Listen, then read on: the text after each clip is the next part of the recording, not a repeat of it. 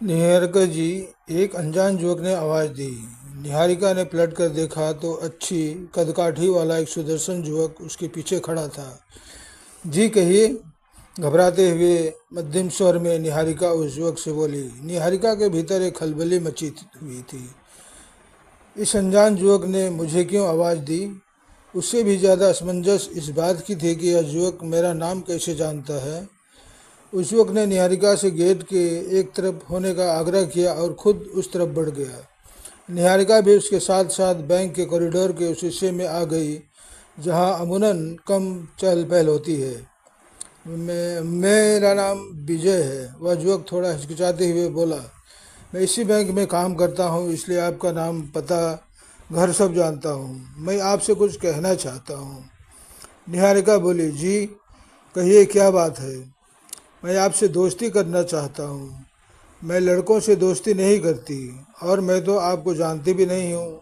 आपको पहली बार देख रही हूँ, निहारिका ने विनम्रता से कहा।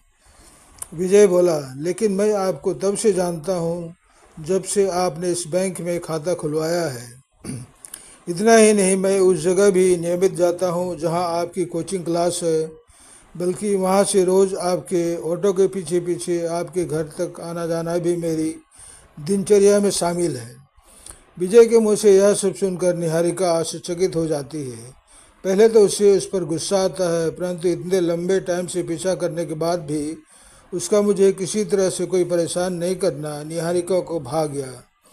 निहारिका को लगा कि यह नौजवान सामान्य लड़कों जैसा नहीं है। अभी तक की बातचीत में भी वह उसे सभ्य और समझदार ही लगा। विजय के इसी निश्चल प्रेम को देखकर वह शांत रहती है और बड़े सरल स्वभाव से उससे कहती है, आप यह सब क्यों कर रहे हैं?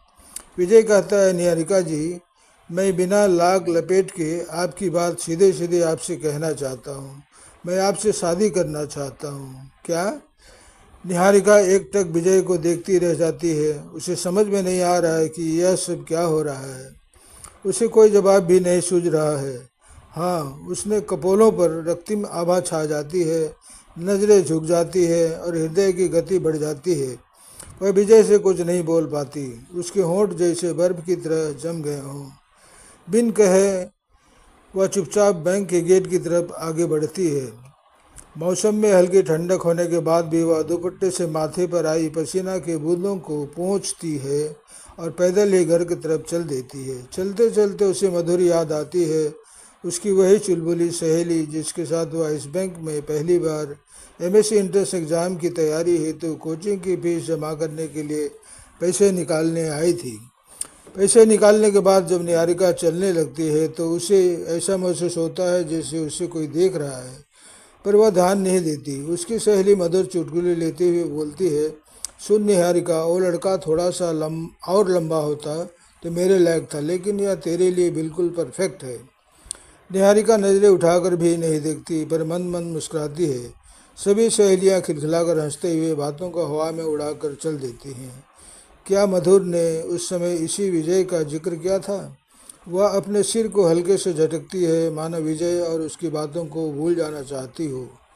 वह याद करती है कि उन दिनों को जब वह बीएससी फर्स्ट ईयर में थी। बीएससी की पढ़ाई कंप्लीट करने के बाद उसका किसी अच्छी यूनिवर्सिटी से एमए करने का इरादा था, जिसके लिए उसे पैसों की ज़रूरत थी, और वह छाप भाई महीनों में होने की वजह से उसके माता पिता पर जिम्मेदारियों का बोझ अधिक था। इसलिए वह आगे पढ़ाई की के लिए अपने माता पिता से पैसे नहीं लेना चाहती थी। पढ़ाई के साथ साथ निहारिका ने ट्यूशन पढ़ाना शुरू कर दिया था। ट्यूशन से मिले पैसों को वह हर महीने बैंक में जमा कर देती थी। बैंक उसके घर के नज़दीक ही था। निहारिका बीएससी प्रथम श्रेणी में उत्तीर्ण होती है। कोचिंग में एडमिशन लेने के बाद हर महीने की तरह निहारिका इस महीने भी ट्यूशन से मिले पैसे जमा करने आई थी। तभी इस अनजान युवक विजय से उसकी मुलाकात होती है। उसकी याद आती है निहारिका का हृदय बिजली गति से धड़कने लगता है। चलते चलते उसने फैसला किया कि विजय के बारे में माँ को जरूर बताएगी। घर पहुंचकर निहारिका माँ को सारी बात बता देती है। माँ पापा को सब बात बता देती है। पापा बोलते हैं, लड़का ब्राह्मण है लेकिन चौबे है। दुबे चौबे में हमारे यहाँ शादी नहीं होती, फिर भी चलो चलकर लड़के को देख आते हैं। निहारिका के साथ दोनों लोग बैंक जाते हैं। दूर से ही विजय को देखकर घर वापस आ जाते हैं। पापा एक लंबी गहरी सांस लेते हैं और बड़े दबे हुए स्वर में कहते हैं, लड़का तो अच्छा है। परंतु पिताजी नहीं मानेंगे, बहुत ही जिद्दी हैं। गांव की पूरी संपत्ति उठाकर किसी और के नाम कर देंगे, मारपीट करेंगे, घर के दरवाजे हमेशा के लिए बंद कर देंगे, बिरादरी से भी बाहर निकाल देंगे। इससे हमारे और बच्चों के जीवन पर बुरा असर पड़ेगा। 1 महीने बाद फिर निहारिका बैंक जाती है। बैंक पहुंचते ही विजय निहारिका को रोक लेता है, जैसे वह निहारिका का पहले से इंतजार कर रहा हो। निहारिका, मुझे थोड़ा समय दे दो, मैं तुमसे बात करना चाहता हूँ। विजय, समझने की कोशिश करिए, कोई फ़ायदा नहीं, मेरी शादी आपसे नहीं हो सकती। ठीक है, हम कहीं और बैठकर थोड़ी देर बात तो कर सकते हैं। ओके बोलकर निहारिका घर वापस आ जाती है। माँ विजय से आज मुझे फिर रोका, कहता है कुछ देर कहीं और बैठकर मुझसे बात करना चाहता है। बोलो माँ, मैं क्या करूँ? उसका निश्चल प्रेम देखकर मैं सख्ती से बोल भी नहीं पाती। माँ, क्या कोई किसी से इतना निश्चल प्रेम कर सकता है? वह 3 साल से मेरा पीछा कर रहा है, फिर भी कभी मुझे परेशान नहीं किया, कानों कान भनक भी नहीं लगने दी।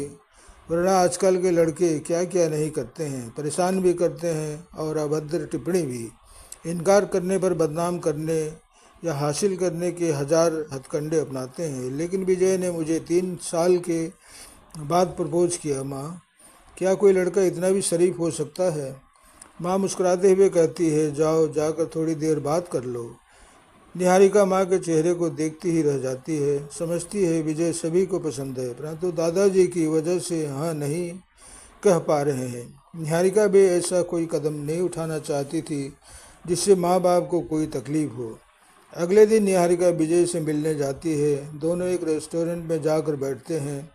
विजय कोल्ड ड्रिंक मंगाता है। निहारिका, तुम्हारी सादगी भरी सुंदरता और तुम्हारे संस्कारों से मैं प्रभावित हूँ। मुझे तुमसे प्यार हो गया है, मैं तुमसे शादी करना चाहता हूँ। निहारिका जानती थी कि यह संभव नहीं है, फिर भी उसे विजय की बातें अच्छी लग रही थी। आज विजय को सुनने का मन कर रहा था, परंतु अपने आप को संभालते हुए निहारिका कहती है, आप ब्राह्मण हैं, फिर भी हमारी शादी नहीं हो सकती। हमारे यहाँ दूबे चौबे में शादी नहीं होती। मेरे दादाजी मानेंगे नहीं।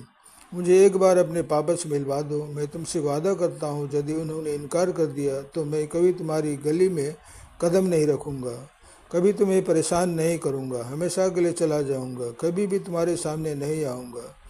निहारिका जानती थी कोई फ़ायदा नहीं होने वाला। पापा कभी भी दादाजी के खिलाफ नहीं जाएंगे और जाना भी नहीं चाहिए। निहारिका भी ऐसा कोई काम नहीं करना चाहती थी जिससे आगे चलकर माँ बाप और उसके भाई बहन को कोई परेशानी हो। नहीं विजय, हमारी शादी नहीं हो सकती। आप मुझे भूल जाएं, इसी में हम सब की भलाई है। विजय का उदास चेहरा देखकर निहारिका भी उदास हो जाती है और दुखी मन से घर वापस आ जाती है। आज सारी रात निहारिका को नींद नहीं आती। शायद उसे भी विजय से प्यार हो गया। पूरी रात करवटें बदलते बदलते सुबह हो गई। सूरज धूप की चादर ओढ़ चुका था। निहारिका उठी। उसने विजय को भुलाने का प्रयत्न करते हुए अपने रोज के कामों में लग गई। 1 महीने बाद फिर निहारिका बैंक गई। आज नजरें विजय को ही ढूंढ रही थी, लेकिन विजय कहीं भी दिखाई नहीं दे रहा था। निहारिका से रहा नहीं गया और उसने बैंक के कर्मचारियों से पूछा, आज विजय जी नहीं आए हैं क्या? जी, विजय जी का स्थानांतरण हो गया है। उसने आश्चर्य से पूछा, कहाँ? जी, दिल्ली, इंडियन ओवरसीज बैंक में। अब ये प्रोबेशनरी ऑफिसर हो गए हैं। निहारिका को ऐसा लगा जैसे किसी ने उसके दिल के 1000 टुकड़े कर दिए हों। ऐसा प्रतीत हो रहा था जैसे सब कुछ खत्म हो गया है। दिल अंदर ही अंदर रो रहा था, कहीं पलकों से मोती ना ढुलक जाए। सहसा उसने अपने आप को संभाला और मन ही मन कहने लगी, उसने मुझे बताया भी नहीं, बिना बताए ही चला गया। वैसे ठीक ही किया विजय ने, अगर बता देता तो शायद मैं कमज़ोर पड़ जाती। सोचते सोचते निहारिका के अधरों पर मुस्कान आ जाती है। विजय ने अपना वादा पूरा किया। वह मुझे कभी भी परेशान नहीं करेगा, कभी भी मेरे सामने नहीं आएगा, हमेशा के लिए चला जाएगा। शायद इसी को सच्चा प्यार कहते हैं। समाप्त। धन्यवाद।